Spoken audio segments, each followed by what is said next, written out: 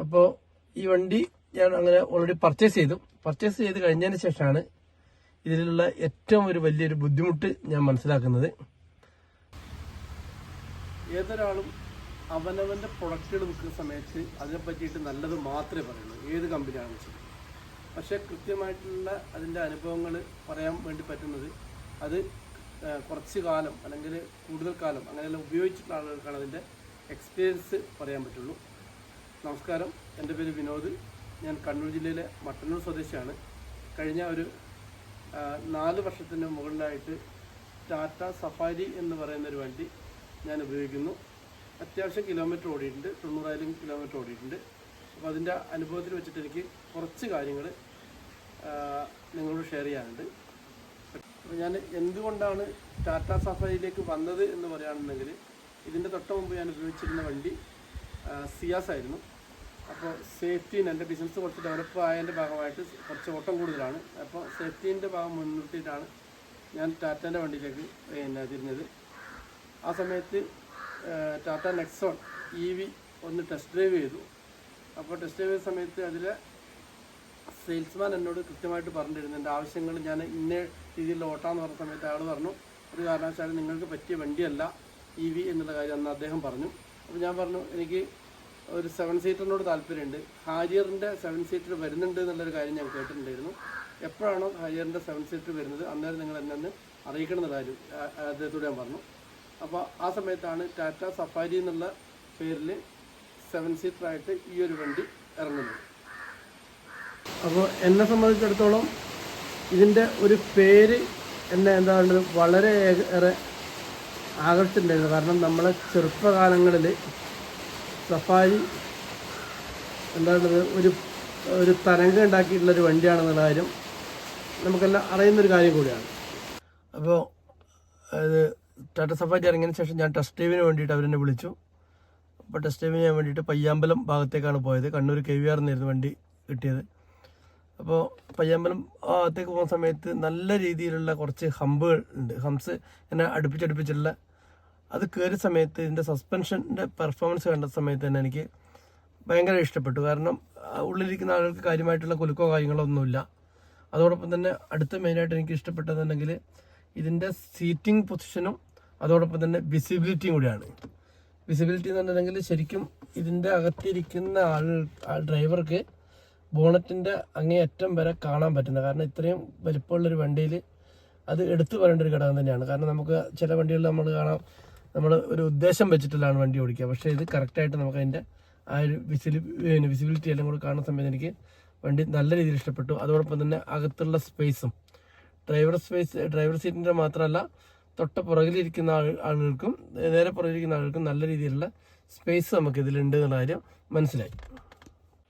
അപ്പോൾ ഈ ഒരു വണ്ടി ടെസ്റ്റ് ഡ്രൈവ് ചെയ്യുന്നതിൻ്റെ മുമ്പ് 7 സീറ്റർ എന്നുള്ള രീതിയിൽ ഞാൻ വേറെ 1-2 വണ്ടികൾ, അത് നമ്മൾ അങ്ങനെയാണല്ലോ, പിന്നെ അങ്ങനെ ഒരു പൈസ മുടക്കിയിട്ടൊരു വണ്ടിയുടെ സമയത്ത് വേറെ സെയിം കണ്ടീഷനല്ല സെയിം ഫെസിലിറ്റി ഉള്ള ഏകദേശമുള്ള വണ്ടികളിൽ ടെസ്റ്റ് ഡ്രൈവ് ചെയ്ത് നോക്കുന്ന സമയത്ത് അതിനെക്കാളും എന്തുകൊണ്ടും മെച്ചമായിട്ട് എനിക്ക് ഈ വണ്ടി തോന്നി.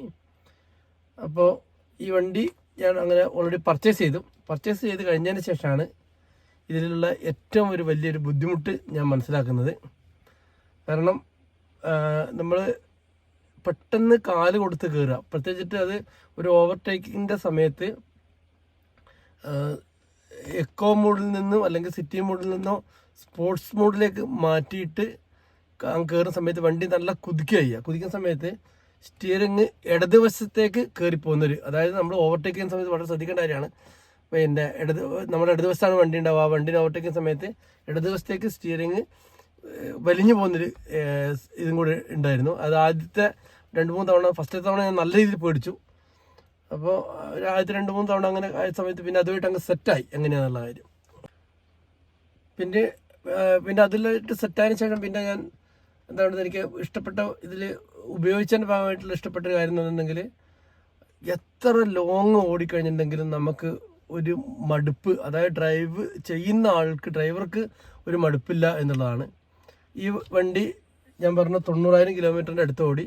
ഇതിലെനിക്ക് തോന്നുന്നു മാക്സിമം പോയി കഴിഞ്ഞിട്ടുണ്ടെങ്കിലാണ് ഒരു 350 കിലോമീറ്റർ വേറെ ആരെങ്കിലും ആയിട്ടില്ല ഓടിച്ചിട്ടുണ്ടാവും. അത് ചിലപ്പോൾ ഷോറൂമിൽ നിന്നോ അതല്ലാന്നുണ്ടെങ്കിൽ പിന്നെ കൂടെ വന്ന ആളുകൾ ചിലപ്പോൾ ഒരു 10-25 കിലോമീറ്റർ 50 കിലോമീറ്ററിലായിട്ട് ഒരു 350-400 കിലോമീറ്റർ മാക്സിമം പോയിട്ടുണ്ടെങ്കിൽ 500 കിലോമീറ്റർ. അതിൻ്റെ അപ്പുറം ആരും ഓടിച്ചില്ല, ഞാൻ തന്നെയാണ് ബാക്കി കംപ്ലീറ്റ് പിന്നെ ഓടിച്ചുള്ളത്. ഓടിക്കുന്ന ആൾക്ക് മടുപ്പോ ക്ഷീണമോ ഇല്ല എന്നുള്ള കാര്യം ഞാൻ പറഞ്ഞു. ഞാൻ ഒരു ഇരിപ്പിൽ തന്നെ 1470 കിലോമീറ്റർ ഞാൻ ഓടിയിട്ടുണ്ട്. അതായത് ഒരു മാക്സിമം പോയിട്ടുണ്ടെങ്കിൽ ഒരു 20 മണിക്കൂറിൻ്റെ 22 മണിക്കൂറിൻ്റെ ഇടയ്ക്കായിട്ട്. അപ്പോൾ പിന്നെ അതിൽ ഭക്ഷണം കഴിക്കാനും അതുപോലെ തന്നെ വാഷ്റൂമിൽ പോകാനും പിന്നെ അങ്ങനെയുള്ള ഇതിന് മാത്രമേ നിർത്തിയിട്ടുള്ളൂ. അതുപോലെ തന്നെ ഡീസൽ അടിക്കാനും പിന്നെ വേറെ എവിടെയും അങ്ങനെ നിർത്താതെ ഞാൻ ഓടിച്ചത് ആ ഒരു രീതിയിലാണ്. അതായത് എൻ്റെ വീട് ഞാൻ പറഞ്ഞു കണ്ണൂർ മട്ടന്നൂരിൽ നിന്ന് ഞാൻ വണ്ടി എടുത്തിട്ട് നാഗ്പൂരിലാണ് അന്ന് രാത്രി പിന്നെ സ്റ്റേ ചെയ്യുന്നത്. എന്നിട്ടും പിറ്റേ ദിവസം രാവിലെ വണ്ടി എടുത്ത് ഒരു 5-6-7 മണിക്കൂർ ഉറങ്ങി വണ്ടി എടുത്ത് രാവിലെ തന്നെ കൊണ്ട് നമ്മൾ പുറപ്പെടുകയത് ഡൽഹിയിലേക്കായിരുന്നു യാത്ര. നമ്മൾ പോകുന്ന സമയത്ത് ഞാൻ ഈ വണ്ടി 179 കിലോമീറ്റർ സ്പീഡ് പോയാൽ എനിക്ക് UP പോലീസിൻ്റെ അടുത്ത് ഒരു ഫൈൻ കിട്ടിയിട്ടുണ്ട്. അതുപോലെ 153 കിലോമീറ്ററിന് ആന്ധ്രയിൽ നിന്ന് തെലങ്കാനയിൽ നിന്ന് കിട്ടിയിട്ടുണ്ട്. അതുപോലെ ഡൽഹി പോലീസിൻ്റെ അടുത്ത് പിന്നെ ഫൈൻ കിട്ടിയിട്ടുണ്ട്. അപ്പോൾ ഞാൻ പറഞ്ഞത് അതൊന്ന് കാല് കൊടുത്ത് പോകുന്നത് നമ്മൾ അറിയുന്നില്ല എന്നുള്ളതാണ്. ചില സമയത്ത് കൂടെ വരുന്ന ആളുകൾ പറയും ഇത്ര സ്പീഡിലാണ് പോകുന്നതെന്നെല്ലാം അവർ പറയും. എന്നാലും അത് അത്ര ഒരു എന്താണ് ഒരു സാധാരണ നമുക്കറിയാം വണ്ടി സ്പീഡ് കൂടുന്ന സമയത്ത് സ്റ്റിയറിങ്ങിന് നല്ല ജർക്കിങ് ഉണ്ടാവും, അല്ലെങ്കിൽ നമുക്ക് വണ്ടി ഓടിക്കുന്ന ആൾക്കാർക്ക് ഉള്ളൊരു ഉൾഭയോ കാര്യങ്ങളോ അങ്ങനെ ഉണ്ടാവും. ഇതൊന്നും നമുക്ക് അറിയുന്നില്ല എന്നുള്ളതാണ് എൻ്റെ സത്യാവസ്ഥ. ഞാൻ പറഞ്ഞത് സ്പീഡിനെ ഞാൻ പ്രോത്സാഹിപ്പിക്കുന്നില്ല, എൻ്റെ സംഭവം ഉണ്ടായിട്ടുണ്ടായിരുന്നു എന്നുള്ള കാര്യം പറഞ്ഞു. പറഞ്ഞാൽ അവിടെയുള്ള കിടക്കുന്ന റോഡുകൾ എന്നുണ്ടെങ്കിൽ നമുക്ക് അങ്ങ് കണ്ണെത്താ ദൂരത്തോളം നേരിട്ട് കാണുന്നത് കൊണ്ട് വേറെ ബുദ്ധിമുട്ടും കാര്യങ്ങളൊന്നും ഇല്ലാത്തതുകൊണ്ടും പിന്നെ 2 വരി 4 വരിയെല്ലാം ആയതുകൊണ്ട് നമുക്ക് അങ്ങനെ സ്പീഡ് പോകാൻ പറ്റുന്ന ഒരു അവസരമാണ് അവിടെ ഉള്ളത്. പിന്നെ ഇത്രയും നാൾ വണ്ടി ഓടിച്ചതിൻ്റെ എക്സ്പീരിയൻസിൽ ഇതിൻ്റെ മൈലേജ് എടുത്തു പറയേണ്ട ഒരു സംഭവം കൂടിയാണ്. കമ്പനി 16.4 കമ്പനി മൈലേജ് പറയുന്നത്. പക്ഷേ ഞാൻ ലോങ് ഡ്രൈവ് പോകുന്ന സമയത്ത് ഞാനും ഫാമിലി ആയിട്ട് പോകുന്ന സമയത്ത് ഞങ്ങൾക്ക് 17.8 വരെ ഡീസലിന് ഇതിന് മൈലേജ് കിട്ടിയിട്ടുണ്ട്. ഡീസൽ വണ്ടിയാണ് സഫാരി വരുന്നത്. അതോടൊപ്പം തന്നെ ഞങ്ങൾ 6 ആൾക്കാരും ഇതിൽ യാത്ര ചെയ്തിട്ടുണ്ട്. അങ്ങനെ യാത്ര ചെയ്യുന്ന സമയത്ത് മിനിമം എന്തായാലും ഒരു 16-17 എന്നുള്ള രീതിയിൽ മിനിമം കിട്ടുന്നുണ്ട്. കാരണം നമുക്ക് ലോങ് പോകുന്ന സമയത്ത് ഇപ്പോൾ അയോധ്യയിലേക്ക് പോയിട്ടുണ്ടായിരുന്നു. ലോങ് പോകുന്ന സമയത്ത് 6 ആളുകൾ മാത്രമല്ല, അവർ ലഗേജും അങ്ങനെയുള്ള എക്സ്ട്രാ സാധനങ്ങളെല്ലാം ഉൾപ്പെടെയാണ് നമ്മൾ പോകുന്നത്. എന്നിട്ട് പോലും എനിക്ക് ആ ഒരു മൈലേജ് ഈ വണ്ടി തന്നിട്ടുണ്ട് എന്നുള്ളത് എടുത്തു പറയേണ്ട ഒരു സംഭവം കൂടിയാണ്. അതുപോലെ തന്നെ സിറ്റിയിലോ അതല്ലാന്നുണ്ടെങ്കിൽ നമ്മൾ ലോക്കൽ ഓട്ടം ഓടുന്നുണ്ടല്ലോ, അതിനെല്ലാം ഒരു 13-14 ആവറേജ് കിട്ടുന്നുള്ളൂ.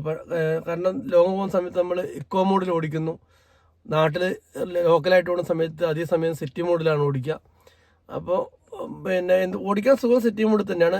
ഞാൻ പറയാം ഏറ്റവും കൂടുതൽ സുഖം ഓടിക്കുന്നത് സ്പോർട്സ് മോഡിലാണ്. പക്ഷെ നമുക്ക് അത് മൈലേജിൻ്റെ കാര്യത്തിൽ മുതലാവാത്തതുകൊണ്ട് സിറ്റി മോഡിൽ ഓടിക്കുന്ന സമയത്ത് തന്നെ എന്തുണ്ട് ഈ ഒരു രീതിയിലുള്ള മൈലേജാണ് ലോക്കൽ ഓട്ടത്തിൽ കിട്ടുന്നത്. പിന്നെ ഇതിൻ്റെ ഏറ്റവും വലിയ വേറൊരു നെഗറ്റീവ് വശമായിട്ട് എനിക്ക് തോന്നുന്നതല്ല, ഞാൻ മനസ്സിലാക്കിയിരുന്നെങ്കിൽ ഇതിൻ്റെ ഈ ഒരു പില്ലർ അത് സേഫ്റ്റിൻ്റെ ഭാഗമായിട്ടായിരിക്കും. പക്ഷേ ബ്ലൈൻഡ് സ്പോട്ട് ചില സമയങ്ങളിൽ നമ്മളെ വല്ലാത്ത രീതിയിൽ ഇടങ്ങാറാക്കുന്ന ഒരു സംഭവം കൂടിയാണ്. അതായത് ചിലപ്പോൾ ബൈക്കുകാരോ കാര്യങ്ങളോ അല്ലെങ്കിൽ കാൽനട യാത്രക്കാരോ കയറി അടുത്തെത്തുമ്പോഴാണ് നമ്മൾ കാണുന്നത്. ബ്ലൈൻഡ് സ്പോട്ട് ഇതിനേക്കാളിലും കൂടുതലുണ്ട് വേറെ പിന്നെ ഹാരിയറിലാണ് ഞാൻ അറിഞ്ഞത്. പഴയ വണ്ടികളിൽ അങ്ങനെയാണെന്ന് അറിഞ്ഞത്. പക്ഷേ അത് ഒരു വലിയൊരു വിഷയം തന്നെയാണ്. പിന്നെ എന്താണെങ്കിൽ ഇപ്പം അത്യാവശ്യം അതെല്ലാം മൈൻഡിലുള്ളതുകൊണ്ട് ഓടിച്ച് മനസ്സിലാക്കി എങ്ങനെയാണെന്നുള്ള കാര്യം. പിന്നെ അത് മാത്രമല്ല, ഇപ്പം ഇറങ്ങുന്ന വണ്ടിയിലെല്ലാം മീറ്റർ കൺസോളിലും ബ്ലൈൻഡ് സ്പോട്ടിൻ്റെ ആ ഒരു ക്യാമറ ഉള്ളതുകൊണ്ട് അതും സ്ക്രീനിൽ കാണിക്കുന്നുണ്ട് എന്നുള്ള ഒരു വീഡിയോസ് എല്ലാം ഞാൻ കണ്ടു. പിന്നെ ഇതിൻ്റെ ഉള്ള സർവീസാണ്. ടാറ്റ സർവീസിനെ പറ്റിയിട്ട് പൊതുവെ ആളുകൾ കുറ്റം പറയുന്നു. പക്ഷേ എനിക്ക് എൻ്റെ അനുഭവമല്ലേ പറയാൻ പറ്റുള്ളൂ. എനിക്ക് ഇതേവരെ അങ്ങനത്തെ ഒരു അനുഭവം ഉണ്ടായിട്ടില്ല. എന്തെങ്കിലും ഒരു പാർട്സോ കാര്യങ്ങളൊക്കെ എന്തെങ്കിലും സ്പെയർ പാർട്സിനെല്ലാം എന്തെങ്കിലും പിന്നെ ആവശ്യം വന്നിട്ടുണ്ടെങ്കിൽ ചിലപ്പോൾ ഷോറൂമിൽ അത് വരുന്നവരെ ഇടേണ്ട ഒരു ഇത് മാത്രമേ ഉള്ളൂ. അതല്ലാതെ വേറെ ബുദ്ധിമുട്ടോ കാര്യങ്ങളോ ഇതേവരെ വന്നിട്ടില്ല. ഇതിൽ 7500 കിലോമീറ്ററിലും അതുപോലെ തന്നെ 15000 കിലോമീറ്ററിലാണ് സർവീസ് വരുന്നത്. 7500 മൈനർ ആയിട്ടുള്ള സർവീസാണ് വരുന്നത്. അപ്പോൾ മൈനർ സർവീസ് എന്ന് പറഞ്ഞ സമയത്ത് മാക്സിമം പോയിട്ടുണ്ടെങ്കിൽ ഒരു 4500 രൂപ വരെയാണ് എനിക്ക് മൈനർ സർവീസിന് വന്നിട്ടുള്ളത്. അത് 3500 അല്ലെങ്കിൽ ആ രീതിയിൽ വരും. പിന്നെ അതോടൊപ്പം തന്നെ 15000 കിലോമീറ്ററിൻ്റെ സർവീസ് വരുന്ന സമയത്ത് അതിന് മിനിമം ഒരു 15000 രൂപ ആവും എന്നുള്ള കാര്യം ഉറപ്പാണ്. 15000 അല്ലെങ്കിൽ 17, അങ്ങേറ്റം വേണ്ട ഒരു 18000 രൂപ വരെ ഈ പിന്നെ മേജറായിട്ടുള്ള സർവീസിനും ആവുന്നുണ്ട്. പിന്നെ ഈ നോർമൽ സർവീസ് അല്ലാതെ ബാക്കിയുള്ള വന്നിട്ടുള്ള അതായത് മെയിൻ്റനൻസ് എന്ന് പറയുന്ന സമയത്ത് ഞാൻ കഴിഞ്ഞൊരു വീഡിയോയിൽ ഞാൻ പറഞ്ഞിട്ടുണ്ടായിരുന്നു. പിന്നെ വളരെ ചെറുത്, അതായത് ഞാൻ പറയുന്നത് 4 വർഷത്തെ പഴക്കമുള്ള വണ്ടി, അല്ല 4 വർഷം ഉപയോഗിച്ച വണ്ടി, 90000 കിലോമീറ്റർ ഓടിയ വണ്ടി. ഇതിലെനിക്ക് വന്നിട്ടുള്ളത് ഇതിൻ്റെ ഹീറ്റർ പ്ലഗ് 2 പ്രാവശ്യമാണ് മാറ്റിയത്. അതിന് 1900 രൂപയാണ് ഒരു ഹീറ്റർ പ്ലഗിന് വില വരുന്നത്. അത് 2 പ്രാവശ്യം മാറ്റിയിട്ടുണ്ട്. അതുപോലെ തന്നെ ഹാൻഡ് ബ്രേക്ക് ഒരു തവണ എങ്ങനെ മാറ്റിയിട്ടുണ്ട്. അപ്പോൾ അതിന് 3000 അങ്ങനെ അതിനും വരുന്നത്. ആ ഒരു പണിയല്ലാതെ വേറെ കയ്യിൽ നിന്ന് പൈസ ചിലവായിട്ടുള്ള വേറൊരു പണി ഇതേവരെ ഈ വണ്ടിക്ക് വന്നിട്ടില്ല. അതുപോലെ ഇതിൻ്റെ വേറൊരു നെഗറ്റീവ് വശം എന്ന് പറയുന്നത് നമ്മൾ നല്ല സ്പീഡിലെല്ലാം പോകുന്ന സമയത്ത്, അതായത് ഒരു 100-120 കിലോമീറ്റർ സ്പീഡിലെല്ലാം പോകുന്ന സമയത്ത് ഈ ഒരു സൈഡ് മിറർ, 2 സൈഡ് മിററിലും കാറ്റടിച്ചിട്ടുള്ള ബൂം എന്ന് പറഞ്ഞിട്ടൊരു സൗണ്ട് അത് ഇതിൻ്റെ അകത്തേക്ക് കേൾക്കുന്നുണ്ട്. അതല്ലാതെ വേറെ രീതിയിലുള്ള എൻജിൻ നോയ്സോ അങ്ങനത്തെ ഇതൊന്നും അകത്തേക്ക് കിട്ടുന്നില്ല. ഈ ഒരു ഇതുണ്ട്. അതും നമ്മൾക്ക് അങ്ങനെയുള്ള അവസരങ്ങൾ വളരെ അപൂർവമായിട്ടേ വരുന്നുള്ളൂ. അത് ഞാൻ ജസ്റ്റ് ഒന്ന് പറഞ്ഞു എന്ന് മാത്രം.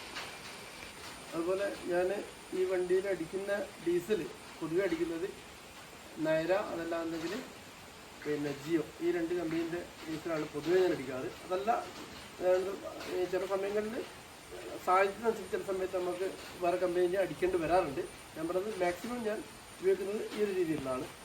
അതോടൊപ്പം തന്നെ ടയറിൻ്റെ മൈലേജ് എനിക്ക് കിട്ടിയിട്ടുള്ളത് ഒറ്റ വാക്ക് പറയുകയാണെങ്കിൽ ശരിക്കും നോക്കി ഓടിക്കുകയാണെങ്കിൽ 1,00,000 കിലോമീറ്റർ കിട്ടും. കാരണം പുറകിലത്തെ ടയർ ഇപ്പോൾ 90 കിലോമീറ്റർ കഴിഞ്ഞു. ഇനി ഒരു 7000 കിലോമീറ്റർ അവർ പറയുന്നു മിനിമം ഓടുന്നുള്ള കാര്യം. അപ്പോൾ ഒരു 1,00,000 നമുക്ക് ആവറേജ് പറയാം. പിന്നെ ഇങ്ങനെല്ലാം കിട്ടുന്ന മൈലേജ് കിട്ടുന്നതിനും അതുപോലെ തന്നെ ടയർ മൈലേജിനും എല്ലാത്തിനും കാരണം ഉണ്ടെങ്കിൽ വണ്ടീൻ്റെ മെയിൻ്റനൻസിൻ്റെ കുറവിനെല്ലാം കാരണം ഉണ്ടെങ്കിൽ നമ്മൾ വണ്ടി കൈകാര്യം ചെയ്യുന്ന ഒരു രീതിയും കൂടെ ഇരിക്കും.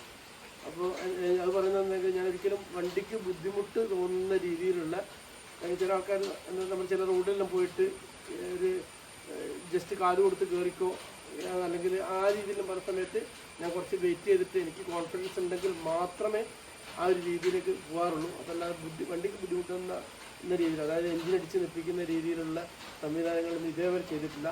അതുകൊണ്ട് തന്നെ എനിക്ക് വണ്ടി നല്ല രീതിയിലുള്ള പെർഫോമൻസ് തന്നുകൊണ്ടിരിക്കുന്നു. അതുപോലെ തന്നെ കയ്യിൽ നിന്ന് പൈസ ചിലവാകുന്നത് എനിക്ക് ശരിക്കും പറഞ്ഞിട്ടുണ്ടെങ്കിൽ വളരെ കുറവാണ് എന്ന് പറയാം. ഈ പറഞ്ഞ സർവീസിൻ്റെ പൈസ അതിപ്പോൾ ഏത് വണ്ടി എടുത്താലും നമ്മൾ സർവീസ് ചെയ്യണമല്ലോ.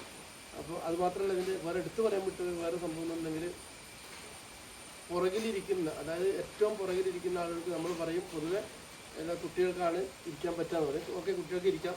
അതോടൊപ്പം തന്നെ എന്താ വേണ്ടത്, നമ്മൾ ലോങ് യാത്ര, ഞാൻ പറഞ്ഞ അയോധ്യയിലേക്ക് ഞങ്ങൾ 6 ആൾക്കാർ, ഡൽഹിയിലേക്ക് ഞങ്ങൾ 6 ആൾക്കാരുടെ യാത്ര ചെയ്തിട്ടുണ്ട്. അതായത് ഡൽഹിയിലേക്കെല്ലാം പോകുന്ന സമയത്ത് ഞങ്ങൾ ചെയ്യുന്നതെങ്കിൽ ഈ ഒരു സീറ്റ് മാത്രം മടക്കിയിടും. എന്നിട്ട് ഇവിടെയാണ് ഇത്. അറിയാം, ബൂട്ട് സ്പേസ് വളരെ കുറവുള്ള വണ്ടി, ആകെ ഇത്ര മാത്രമേ ഇതിൻ്റെ ബൂട്ട് സ്പേസ് ഉള്ളൂ. അതെനിക്ക് പരാതിയല്ല. കാരണം എന്നുണ്ടെങ്കിൽ ഞാനത് കണ്ടിട്ടും അറിഞ്ഞിട്ടും മനസ്സിലാക്കിയിട്ടും തന്നെയാണ് ഈ വണ്ടി എടുത്തിട്ടുള്ളത്. അതെനിക്കൊരു പരാതിയല്ല. അപ്പോൾ ഈ ഒരു സീറ്റ് മടക്കിയിടും. എന്നിട്ട് ഇവിടെ 6 ആൾക്കാരുടെ ലഗേജ് നമ്മൾ ഈ ഒരു സൈഡിൽ വെക്കും. അതുകൊണ്ട് തന്നെ ഇവിടെ ഇരിക്കുന്ന ആള് ഒരു കാരണവശാൽ ഇതിൽ ഇരുന്ന് കഴിഞ്ഞിട്ടുണ്ടെങ്കിൽ, അതായത് ഒരുപാട് കാലിന് ഹൈറ്റുള്ള ആൾ, കാലിന് നീട്ടമുള്ള ആളുകൾക്ക് അതൊരു ബുദ്ധിമുട്ടാണ്. എന്നാലും നമ്മുടെ കൂട്ടത്തിൽ 6 ആൾക്കാർ എന്ന് പറയുമ്പോൾ പല രീതിയിലുള്ള ആൾക്കാരുണ്ടാവും. അപ്പോൾ ഇപ്രാവശ്യം ലാസ്റ്റ് വർഷം പോയ സമയത്ത് ഒരാളാണ് ഏറ്റവും കൂടുതൽ ഉള്ള ആൾ, അത് ഹൈറ്റുള്ള ആൾ.